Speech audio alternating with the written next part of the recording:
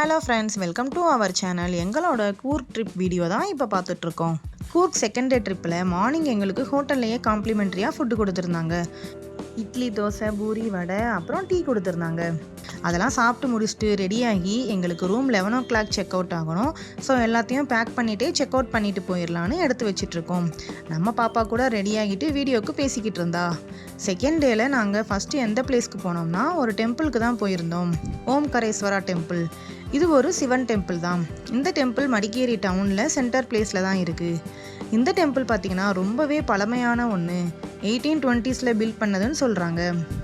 இந்த கோயிலுக்கு போகிறதுக்கு சில ரெஸ்ட்ரிக்ஷன்லாம் இருக்குது. ஷார்ட், ஸ்லீவ்லெஸ் இந்த மாதிரி சில ட்ரெஸ்க்கெலாம் அலோடு இல்லை. ஒன்லி ட்ரெடிஷ்னல் மட்டும்தான்.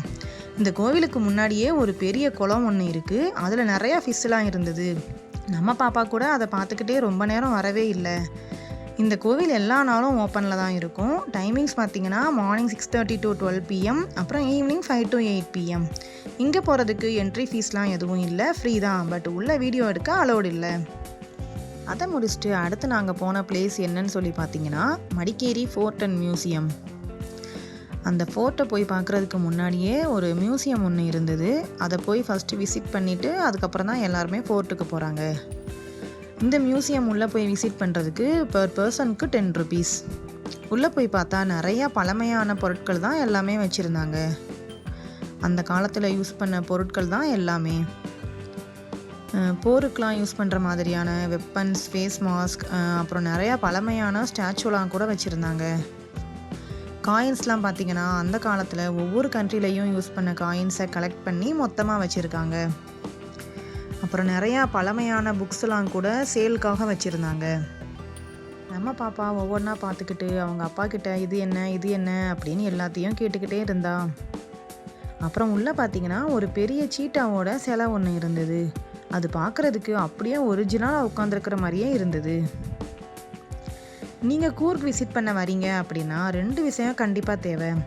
ஒன்று கூட இல்லைன்னா ரெயின் கோட்டு. இங்கே கிளைமேட் எப்போ எப்படி இருக்கும்னே தெரியாது. திடீர்னு மேகமாக இருக்கும், திடீர்னு தூறல் விழுகுது, அப்புறம் வெயில் அடிக்குது. இங்கே வந்து சுற்றி பார்க்குறதுக்கு ரெண்டல் கார், அப்புறம் ரெண்டல் பைக் ஃபெசிலிட்டிலாம் இருக்குது. நாங்களுமே கூட ஃபஸ்ட்டு ரெண்டல் பைக்கு தான் சூஸ் பண்ணலான்னு நினச்சோம். ஆனால் பாப்பாவை வச்சுக்கிட்டு ரொம்ப நேரம் சுற்ற முடியாது அப்படிங்கிறனால தான் கார் சூஸ் பண்ணோம்.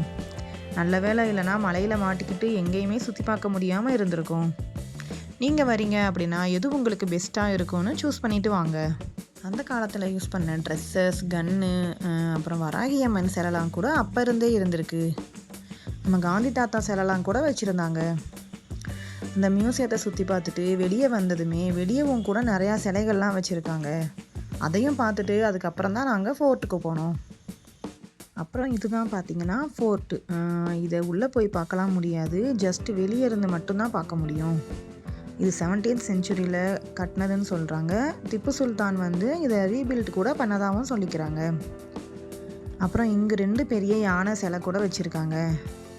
இங்கே மேலே ஏறி போய் வியூ சுற்றி பார்க்குற மாதிரி அவ்வளோ அழகாக வச்சுருக்காங்க. ஊரே சுற்றி பார்க்குறதுக்கு ஃபுல்லாக மிஸ்டோட அங்கேருந்து சுற்றி பார்க்கும்போது ரொம்ப அழகாகவும் அமைதியாகவும் இருந்தது. நாங்கள் அங்கே இருக்கும்போதே கொஞ்சம் மழை வர ஸ்டார்ட் ஆகிடுச்சு. ஸோ நாங்கள் நெக்ஸ்ட் பிளேஸ்க்கு கிளம்பிட்டோம். அடுத்து நாங்கள் போன இடம் என்னன்னு பார்த்தீங்கன்னா ஜெனரல் திம்மையா மியூசியம்.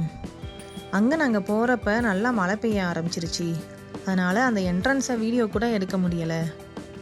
இங்கே உள்ளே போகிறதுக்கு பர் பர்சனுக்கு என்ட்ரி ஃபீஸ் 30 rupees வாங்குறாங்க. இவர் யாருன்னு பார்த்தீங்கன்னா இந்தியன் ஆர்மியில் இருந்த முக்கியமான ஒருத்தர். நிறையா சர்வீசஸ்லாம் பண்ணியிருக்காராம். உள்ளே போகிறதுக்கு முன்னாடியே ஆர்மியில் வாருக்கெலாம் யூஸ் பண்ண டேங்க்கு, ஷிப்பு, அப்புறம் ஃப்ளைட்லாம் விசிட்காக வச்சுருந்தாங்க. திம்மையா அவங்க இருந்த வீட்டை தான் இப்போ மியூசியமாக வச்சுருக்காங்க. நம்ம அப்துல் கலாம் பிரசிடெண்ட்டாக இருந்த பீரியடில் இங்கே சுற்றி பார்க்க வந்திருந்தப்ப இந்த வீடு ரொம்ப பழமையாக இருக்குன்னு அதை பார்த்துட்டு திம்மையா அவங்களுக்கு இந்த வீட்டையே மியூசியமாக வச்சிடலாம்னு ரெனோவேட் பண்ணி இப்போ இதை வந்து சன்னி சைடு மியூசியம்னு சொல்கிறாங்க. இதை 2021 தான் பிரசிடெண்ட் ராம்நாத் கோவிந்த் அவங்க திறந்து வச்சாங்க. இது மடிக்கேரியில் தான் இருக்குது. உள்ளே போய் பார்த்தப்ப அவங்க யூஸ் பண்ண கன்னு, அப்புறம் போருக்கு யூஸ் பண்ண சில வெப்பன்ஸு, மெஷின்ஸ், அப்புறம் அவங்க அணிஞ்சிருந்த ஆபரணங்கள், அவர் வாங்கியிருந்த அவார்ட்ஸ், அப்புறம் அவர் என்னென்னலாம் ஒர்க் பண்ணியிருக்காருங்கிறத ஃபோட்டோஸ் எல்லாத்தையுமே விசிட்காக பாதுகாப்பாக வச்சுருக்காங்க. உள்ள ஒரு இடத்துல போர்டில் டிராயிங் மாதிரி வச்சுருந்தாங்க. நம்ம பாப்பா அதை பார்த்துட்டு எனக்கு க்ரையான்ஸ் கொடுங்க, கலர் பண்ண போகிறேன்னு அடம்பிடிக்க ஆரம்பிச்சிட்டா. இவரோட மியூசியமை வந்து பார்த்ததில் எல்லாருக்குமே ரொம்ப இன்ஸ்பிரேஷனாக இருந்தது. எல்லாத்தையும் பார்த்து முடிச்சுட்டு நாங்கள் கிளம்பலான்னு வெளியே வந்து பார்த்தப்ப பெரிய மழையாக இருந்தது. அப்புறம் நாங்கள் அங்கேயே இருந்துட்டு மழை நின்னதுக்கு அப்புறம் தான் கிளம்பினோம். இதை முடிச்சுட்டு அடுத்து நாங்கள் போகிற வழியில் காவிரி தாயோட ஸ்டாச்சு வச்சுருந்தாங்க.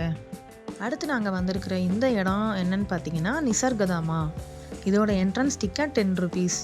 இங்கே போனதுமே முன்னாடி காவேரி ரிவர் தான் போயிட்டுருக்கோம். இதை தாண்டி அந்த கரைக்கு போனால் தான் அந்த கார்டன் இருக்கும். இது ஃபுல்லாகவே ஒரு ஃபாரஸ்ட் ஏரியா தான். அந்த கரைக்கு போகிறதுக்காக தான் இந்த தொங்கு பாலம் கட்டி வச்சுருக்காங்க. இது வழியாக தான் நம்ம ரிவரை தாண்டி அந்த கரைக்கு போக முடியும். இந்த ரிவர்லையுமே கூட போட்டிங்லாம் போகிறாங்க. போட்டிங் போகிறதுக்கு தனி டிக்கெட். நிறைய தண்ணி ஓடிக்கிட்டு இருந்தது நாங்கள் போகிறப்ப. இங்கே டைமிங்ஸ் பார்த்தீங்கன்னா morning 9 AM to evening 5 PM. இங்கே உள்ள ஃபுல்லாகவே மூங்கில் மரம் தான் அதிகமாக இருந்தது. அப்புறம் தேக்கு மரம், சந்தன மரம் அதுவும் கூட இருந்துச்சு.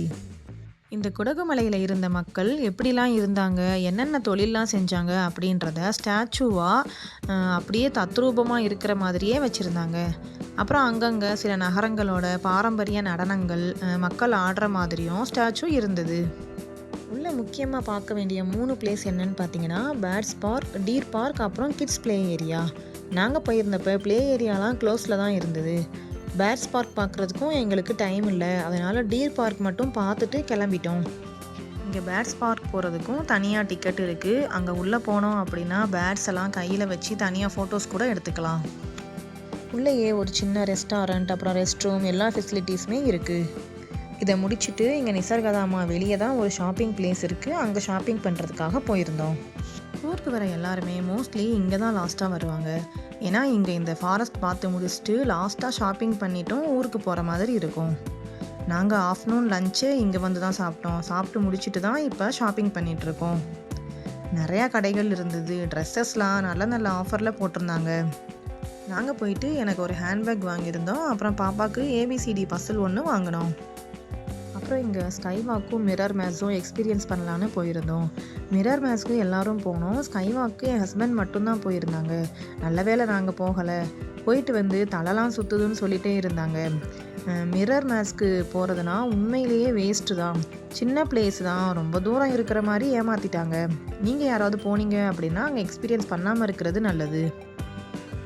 நாங்கள் எங்கள் கூருக்கு வந்து போகாத ஒரு முக்கியமான பிளேஸ் என்னன்னு பார்த்தீங்கன்னா தலக்காவேரி தான். அங்கே காவேரி தாயோட டெம்பிள் இருக்குதுன்னு சொல்கிறாங்க. அப்புறம் போட்டிங்கும் கூட. அது மடிக்கேரியிலேருந்து ரொம்ப தூரம் டிஸ்டன்ஸில் இருக்கும். பாப்பாவுக்கும் ரொம்ப தூரம் இந்த மாதிரி ஹில்ஸில் ட்ராவல் பண்ணால் வாமிட் பண்ணிடுவான். ஸோ அங்கே மட்டும் நாங்கள் போகலை. நாங்கள் 2 days தான் வந்திருந்தோம். சாட்டர்டே சண்டே லீவில். மோஸ்ட்லி நிறையா பிளேஸ் போயிட்டோம். நீங்கள் 2 daysக்கு வரீங்க அப்படின்னா இந்த வீடியோஸ்லாம் பார்த்தா உங்களுக்கு ரொம்ப யூஸ்ஃபுல்லாக இருக்கும். லாஸ்ட்டில் நாங்கள் ஷாப்பிங்லாம் முடிச்சுட்டு ஐஸ்கிரீம் மட்டும் வாங்கி சாப்பிட்டுட்டு அப்படியே மைசூர் கிளம்பி வந்துட்டோம். ஜங்ஷனுக்கு வந்து ட்ரெயின் ஏறுறதுக்கு முன்னாடி பக்கத்தில் A2B இருந்தனால அங்கேயே போய் சாப்பிட்றலான்னு போயிருந்தோம். எங்களுக்கு A2Bயில் ரொம்ப பிடிச்சது மினி டிஃபன் தான். அங்கே போய் சாப்பிட்டு முடிச்சுட்டு அப்படியே வந்து நைட் ட்ரெயின் ஏறி நாங்கள் வீட்டுக்கு வர்றதுக்கு midnight 3 o'clock ஆகிருச்சு. எங்களோட கூர்க் ட்ரிப் இதோட முடிஞ்சது. இந்த வீடியோ பிடிச்சிருந்தா லைக் பண்ணி சப்ஸ்கிரைப் பண்ணிடுங்க.